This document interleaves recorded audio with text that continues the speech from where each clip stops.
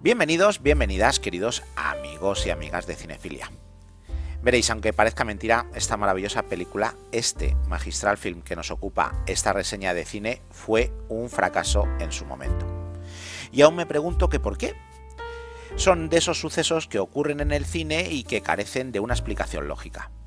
Quizá fuera porque no era una producción norteamericana, sino una coproducción franco-británica y estadounidense. Quizá porque su director no era uno de los tótem de la industria, o quizá simplemente porque hay veces que estos lujos que nos da la vida pues pasan por delante de nuestras narices y somos tan obtusos de no apreciar lo bueno cuando se nos presenta. Y es que este film, basado en la ocupación alemana de Europa, que es el ciclo en el que estamos inmersos estos días, son de esos que no podemos definirlo de otra manera que como obra maestra del cine, y lo de obra maestra va en mayúsculas, para recalcar que este film titulado La Noche de los Generales, film rodado en 1967, son de esas películas indispensables del cine. Una joya que si ya la has visto sabes de lo que hablo, y si aún no te has adentrado en ella, pues tienes que poner remedio de inmediato. Y para animarte a hacerlo, qué mejor que ver este vídeo consejo de cine y reseña de esta película. Veréis, la película está basada muy libremente en una novela con el mismo nombre de Hans Helmut Kirst, publicada solamente 5 años antes del estreno de este film. Pero cuidado, solamente toman la primera parte de la novela para mezclarla con la trama escrita en el libro El transgresor cauteloso de James Hadley Chase, montando así un film que se mueve en dos espacios temporales diferentes. Por un lado, la ocupación de Varsovia en 1942 y en el otro en el renacido Hamburgo de 1965, o lo que es lo mismo, la actualidad del momento en el que se rodó esta película. Y es que este film es de esas raras avis que rompía los esquemas estrictos de los blockbusters al uso, y quizá fue por eso por lo que no lo fue.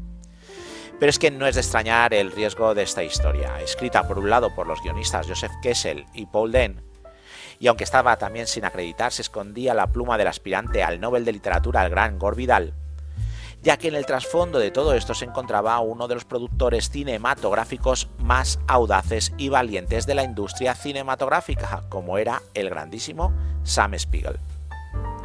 A Spiegel le debemos joyas del cine como La Reina de África, La Ley del Silencio, El puente sobre el río Kwai, De repente, El último verano, La jauría humana y, por supuesto, Lawrence de Arabia, film que está muy atado a esta obra por varios motivos que desvelaremos después. Y ahora, para poder seguir con la historia de la producción de esta película, ¿qué os parece si os cuento un poco de qué va la trama? A ver, si eres nuevo en el canal y has llegado por casualidad a esta reseña, decirte que puedes estar tranquilo. Este canal se ha hecho para incitarte a ver las obras que reseñamos y no para destrozarte la experiencia. Así que nunca te vamos a contar nada de la misma que no debas saber, ya que este canal, un principio que tiene, es que está libre de spoiler. Pues bien, estamos en 1942, en Varsovia, en plena ocupación del ejército nazi en Polonia. Allí, en una vivienda ha ocurrido un espantoso asesinato, el de una prostituta a la que han asestado más de 100 puñaladas. Uno de los vecinos ha podido ver parte de la ropa que llevaba el asesino, el uniforme del ejército alemán. El problema es que la franja roja del pantalón indica que el cruel asesinato ha sido cometido por un general. El mayor Grau, encargado del orden de la ciudad, es llamado para que investigue el asesinato, ya que la prostituta es un agente del ejército alemán. Las pesquisas del mayor le llevan a cerrar el cerco entre 3 generales que no tienen coartada para ese día. El general Gabler, un gran aficionado a la vida nocturna, el general Kallenberger, que siempre está entre secretos e intentando ocultarse de algo, y el joven general Tanz, un fanático del Führer alcoholizado hasta la médula. El caso es que cuando está a punto de llegar a la conclusión, el mayor Grau es ascendido a teniente coronel y destinado a París, ciudad recién conquistada. Allí, pasado el tiempo, en su nuevo destino aparece otro cuerpo de una mujer asesinada de la misma forma que en Varsovia, y justamente sus 3 sospechosos están en la ciudad, por lo que regresa con la intención de resolver el caso. Y hasta aquí te voy a contar. El resto de la trama tienes que disfrutarla tú en una joya cinematográfica de primer orden, donde podemos destacar los escenarios, que son los reales, como también la majestuosa interpretación de su elenco artístico que no te puedes perder. Y ahora permíteme un pequeño paréntesis para hacerte una pregunta. ¿Te gusta el cine? ¿Quieres conocer o redescubrir películas míticas del séptimo arte?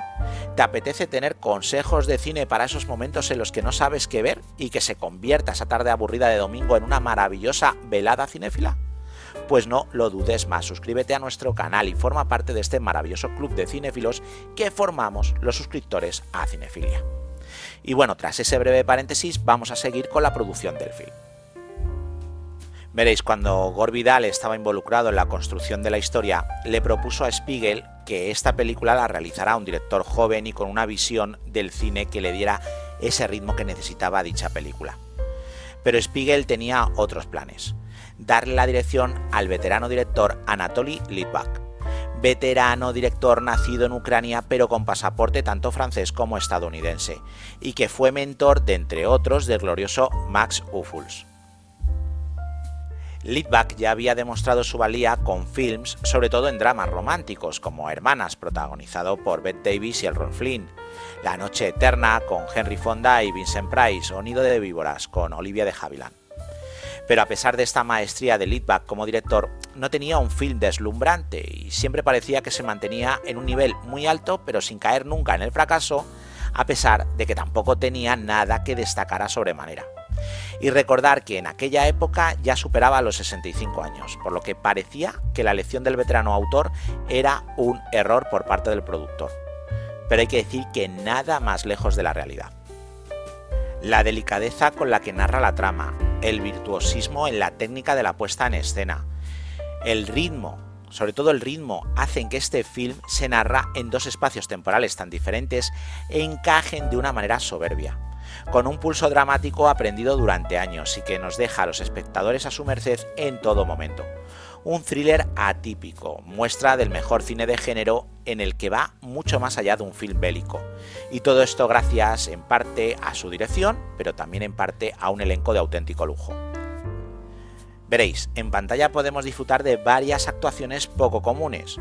Por un lado, la interpretación maravillosa de los secundarios míticos de los que no les quedaba nada mal ese papel de villano, como eran Charles Gray y Donald Pleasance, que curiosamente en la anterior película rodada por ambos encarnaron a los villanos en una de las míticas películas de Bond, como fue Solo se vive dos veces, y que aquí volvían a coincidir como generales sospechosos.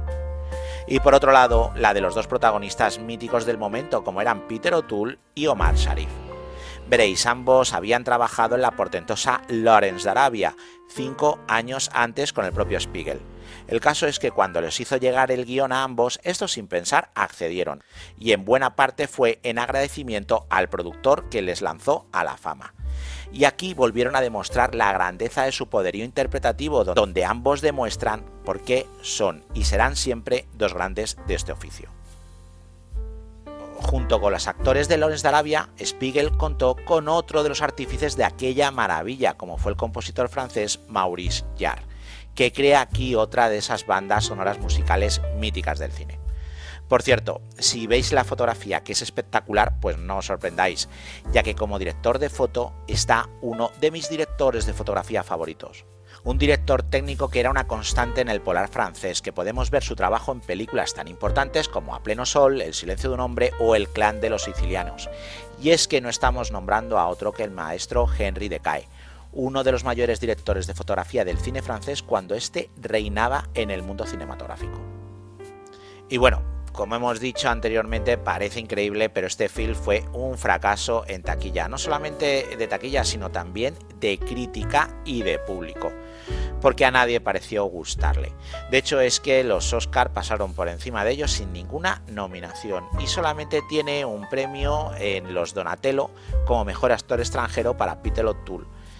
Pero bueno, más allá de eso, no consiguió nada más. Una pena, porque veréis que este film se merece de todo. De hecho, es que el tiempo le ha situado como una de las mejores películas, tanto bélicas como de thriller. Y bueno, ya vamos a ir dando por terminada esta reseña, esperando que os adentréis en este singular film de un asesino en serie en medio de una devastadora guerra, como fue aquella Segunda Guerra Mundial.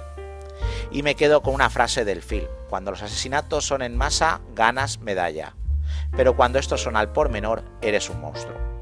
Y con esa reflexión os dejo, no sin antes desearos que seáis muy felices, o por lo menos lo intentéis, y como no puede ser de otra forma, que viváis el cine.